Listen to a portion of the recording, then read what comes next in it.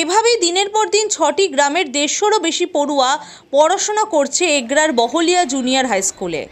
পুরনো দুটি ক্লাসরুম সহ বারান্দায় ক্লাস 5 থেকে 10 পর্যন্ত ছাত্রছাত্রীরা পড়াশোনা করছে।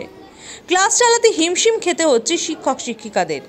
5 থেকে 10 পর্যন্ত সরকারি অনুমোদন থাকলেও পাশাপাশি আর কোনো স্কুল না থাকায় অন্য স্কুলের সাহায্য নিয়ে 9-10-এর ছাত্রছাত্রীদেরও পড়াশোনা করানো হয় এই স্কুলে। কিন্তু ক্লাস ঘরের সংখ্যা মাত্র 1। সমস্যার কথা জানিয়ে এলাকার জনপ্রতিনিধি থেকে বিডিও সংশ্লিষ্ট দপ্তরে বারবার দরবার করেছেন প্রধান শিক্ষক মিন্টু সরকার ও সহ শিক্ষক শিক্ষিকারা।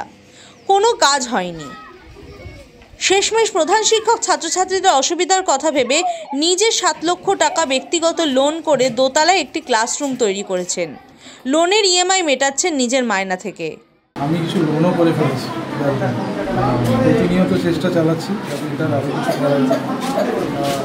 ইমিডিয়েট একটা রুম করার প্রয়োজন আছে।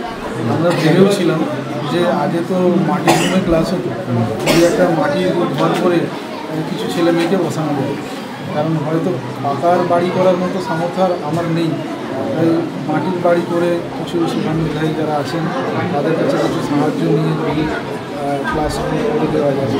আপনারা দেখতেই পাচ্ছেন যে ছেলেগুলো পুরো বারান্দায় বসে ক্লাস করছে, তীব্র রোদের মধ্যে ওদের খুব কষ্ট হবে।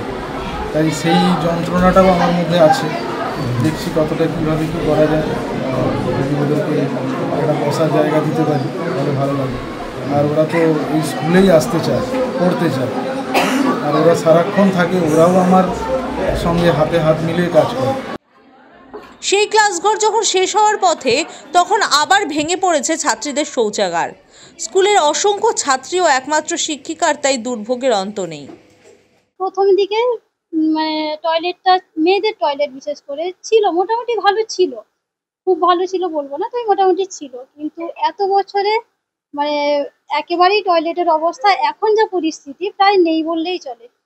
আমি একজন শিক্ষিকা এসে আমার যে আলাদা একটা টয়লেটের দরকার বা আলাদা যে একটা রুম একটু দরকার স্পেস, সেইটাই আমাদের নেই একেবারে।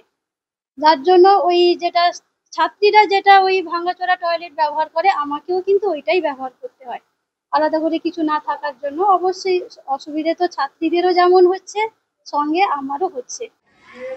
এলাকার পঞ্চায়েত সমিতির সদস্য তাপস দে জানিয়েছেন বিষয়টি নিয়ে তিনিও বিডিওর কাছে ও সংশ্লিষ্ট দফতরে দরবার করেছেন, কিন্তু ফল হয়নি। একটা স্কুলে আমরা কিভাবে আশা করি মিনিমাম ইনফ্রাস্ট্রাকচার দরকার, এখানে মিনিমাম ইনফ্রাস্ট্রাকচার বলে কিছুই নেই। একটা বড় বড় মেয়েরা পড়াশোনা করে, এখানে টয়লেট নেই, ম্যাক্সিমামই মেয়েরা পড়াশোনা করে। স্কুলে পরিকাঠামোর মধ্যে একটা ক্লাসের মধ্যে 2 করে 3টে করে ক্লাস হচ্ছে, 8, 9, 9, 10, তারপর 7, 8, একই মাস্টাররা একই জায়গায় পড়ে পড়াশোনা করা হচ্ছে। এলাকার বিধায়ক তরুণ কুমার মাইতির কাছে এই খবর ছিল না। জানতে পেরে ওই স্কুল কর্তৃপক্ষকে যোগাযোগ করতে বললেন তিনি। টয়লেটের সমস্যা যদি থেকে থাকে তারা প্রপারলি আবেদন করলে কিন্তু টয়লেট পেয়ে যাবে। তার কারণ হচ্ছে আমাদের জেলা পরিষদ থেকে জনস্বাস্থ্য দপ্তর থেকে টয়লেট প্রায় দেওয়া হয়। আমি জানি না তারা কোথাও অ্যাপ্রোচ করেছেন কিনা, আমার কাছে বিষয়টা নিয়ে আসেননি। তাহলে হয় করে দেওয়া কিংবা পদ্ধতিগতভাবে তাদেরকে পরিচালিত করার ব্যবস্থা আমি করতাম। এই প্রথম আপনাদের কাছে শুনছি। আর ঘরের পরিকাঠামোর ব্যাপারে বলি, পরিকাঠামোর ব্যাপারেও আমার নলেজে নেই। জুনিয়র হাই স্কুল মানে 4টে ক্লাস হওয়ার কথা, কটা রুম আছে আমি জানা নেই। তো স্বাভাবিকভাবে তারা আমাদের কাছে অ্যাপ্রোচ করুন, তাহলে নিশ্চিতভাবে আমরা করে দেবো। সম্পূর্ণ প্রতিকূল পরিস্থিতিতে দাঁড়িয়ে নিজের প্রয়োজনের কথা বিন্দুমাত্র না ভেবে যে উদারতার সঙ্গে রাত দিন এক করে স্কুলের উন্নয়নের ভাবনা ভাবছেন প্রধান শিক্ষক মিন্টু সরকার, তাকে কুর্নিশ জানাচ্ছেন এগরা 1 ব্লকের প্রত্যন্ত এলাকার বহলিয়া, বরিশা, জুকি, মুন্ডমারাই ও বলিহারপুরে সহ প্রায় 6টি গ্রামের মানুষ। Bureau report, the wall.